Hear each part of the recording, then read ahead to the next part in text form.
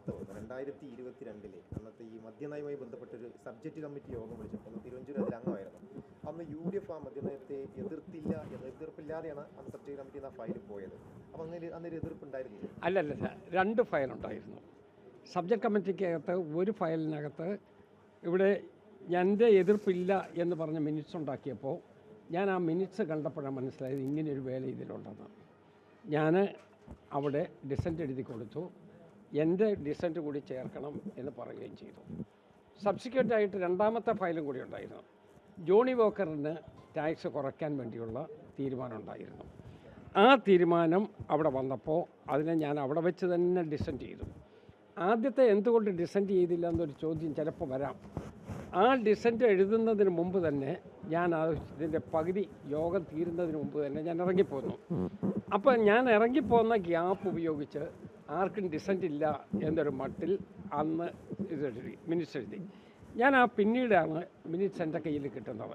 Minutes കിട്ടിയപ്പോൾ immediate ആയിട്ട് ഒരു സമയവും ലാപ്സാക്കാതെ ഞാൻ എൻ്റെ നിഷേധക്കുറിപ്പ് അന്നത്തെ ബഹുമാനപ്പെട്ട മന്ത്രി ശ്രീ ബാലഗോപാലിന് കൊടുത്തു. ഞങ്ങൾക്കതിനെക്കുറിച്ച് തർക്കമുണ്ട് എന്ന് തന്നെ പറഞ്ഞു.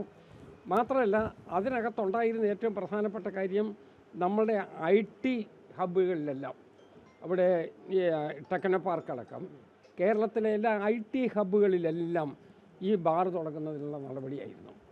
അത് സാധ്യമല്ല എന്നൊരു നിലപാട് അന്നും എടുത്തു, ഇന്നും എടുത്തു, എന്നും നമ്മൾ ആ നിലപാടിൽ തന്നെയാണ്. അതിനകത്തൊന്നും ഒരു വ്യത്യാസമില്ല. ഇപ്പം ഈ ചർച്ച എങ്ങനെ വന്നു എന്ന് എനിക്കറിയില്ല. എല്ലാം മൊത്തം കത്തിയപ്പോൾ ഒന്നുകൂടെ ഇരുന്നോട്ടെ എന്ന് കരുതി ആരെങ്കിലും തട്ടിയതായിരിക്കും എന്നുള്ളതാണ് എൻ്റെ വിശ്വാസം. അപ്പം പ്രചരണത്തിൻ്റെ കേന്ദ്രം ഏതാണെന്ന് ആലോചിച്ചാൽ മതിയല്ലോ. മദ്യലഹരി വർദ്ധിപ്പിക്കുന്നതിന് വേണ്ടി ശ്രമിച്ചതിനെ ആരും എതിർത്തില്ല എന്ന് പറയുമ്പോൾ ഇപ്പോൾ അതിൻ്റെ അടിസ്ഥാനത്തിൽ ഞങ്ങൾ നടപ്പാക്കിയെന്ന് പറയാൻ വേണ്ടിയാണ്. അതിൻ്റെ അടി കിടക്കുന്ന സാരാംശം അവിടെയാണ്. അതുകൊണ്ടാണ് ഞങ്ങൾ നടപ്പാക്കിയതെന്ന് ഇവരെന്തിനാണ് നടപ്പാക്കിയത്. ഇനി 2ാമത്തെ കാര്യം കൂടി ഞാൻ പറയാം. ഇതിനോടനുബന്ധമായി മറ്റൊരു കേസും കൂടെ ഉണ്ട്. ഇതിനോടനുബന്ധമായി വന്നത് ചൂതാട്ടം. കേരളത്തിൽ ചൂതാട്ടം നടത്തുന്നതിന് വേണ്ടിയുള്ള പെർമിഷൻ കൊടുക്കുന്നതിന് വേണ്ടിയുള്ള ഇതുമായിട്ട് കണക്റ്റഡ് ഫയൽ ഉണ്ടായിരുന്നു.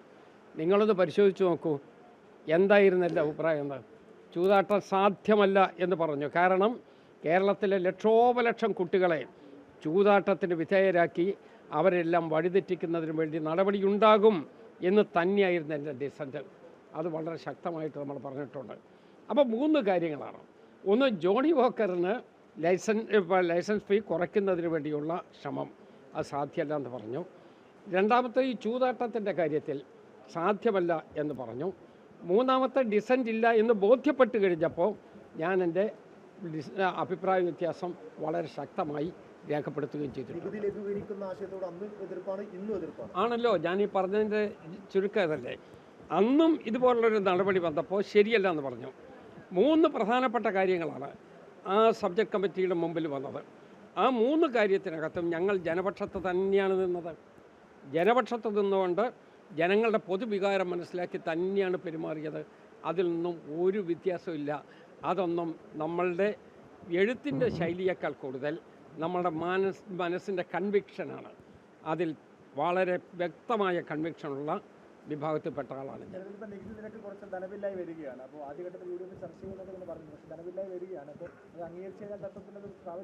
അതല്ല, അത് ബില്ല് നിയമസഭയിൽ വരുന്നതല്ലേ. ഞാൻ ആ നിയമസഭയിൽ വരുന്നതിന് മുമ്പ് തന്നെ ഞാൻ അതിനെക്കുറിച്ച് അഭിപ്രായം പറയുന്നത് ശരിയല്ല. അത് നിയമസഭയിൽ വരട്ടെ. നിയമസഭ സാമാജികർക്കാണ് അഭിപ്രായം പറയാനുള്ള, ഫസ്റ്റ് അഭിപ്രായം പറയാനുള്ള എല്ലാ അവകാശവും. അത് വരട്ടെ. ഞാൻ അതിനെക്കുറിച്ചൊന്നും പുറത്തു നിന്നൊരു അഭിപ്രായം പറയുന്നത് ശരിയല്ല.